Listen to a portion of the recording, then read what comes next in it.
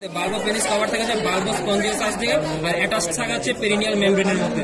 এখন যে কর্পোরেটা যে রুটের মধ্যে এই মাসেলগুলো যখন বডিতে আসে তখন ওগুলোর নাম চেঞ্জ হয়ে যায়। যেগুলো ক্রাসগুলো এখানে এসে কর্পোরা ক্যাভার্নোসাম হয়ে যায় দুইটা, আর পেয়ার অফ কর্পোরা ক্যাভার্নোসাম, আর বাল্ব অফ পেনিসটা এখানে এসে কর্পোরা স্পঞ্জিওসাম হয়ে যায়। তখন ক্যাভার্নোসাম কই থেকে আর বডির মধ্যে স্পঞ্জিওসাম কই থাকে দুইটা, যে বললাম যে কর্পোরা ক্যাভার্নোসা দুইটা, ওইটা থাকে হচ্ছে ডোরসাল সার্ভিসে, আর ভেন্ট্রাল সার্ভিসে থাকে হচ্ছে কি বাল্ব কর্পাস বা স্পঞ্জিওসাম হচ্ছে ভেন্ট্রাল সার্ভিস থাকে।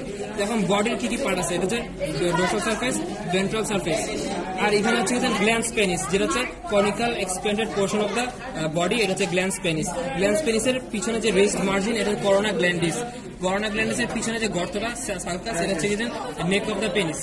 আর এই যে গ্ল্যান্স পেনিস এটা কভার করে থাকে প্রিপিউস বা ফোরস্কিন, যেটা এখানে নাই। তো প্রিপিউস আর ফোরস্কিন, আর এখানে এই প্রিপিউস আর ফোরস্কিন আর নেক অফ দ্য পেনিস, এই জায়গার মধ্যে সিবেশিয়াস গ্ল্যান্ড থাকে কিছু, যেটা হচ্ছে স্মেগমা সিক্রেট করে, যেটার কারণে আমরা পিকিউলার ওডর পাওয়া যায়। তারপর হচ্ছে ভেন্ট্রাল সার্ফেসে গ্ল্যান্স পেনিসকে নেকের সাথে পিপিউসের সাথে অ্যাটাচমেন্ট দিয়ে আছে ফ্রেনুলা।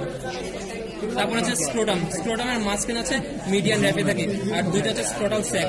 এগুলোর কন্টেন্ট জিজ্ঞেস করে আর এগুলোর কভারিং জিজ্ঞেস করে। কন্টেন্ট হচ্ছে টেস্টিস থাকে আর এপিডিডাইমিস থাকে।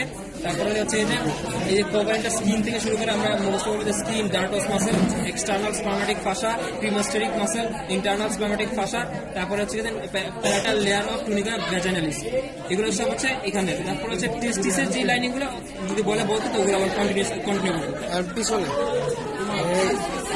মাসলগুলো দেখা যায় না, এখানে তো আমি বডির মাসলগুলো আর রুটের মাসলগুলো বলে বলছি।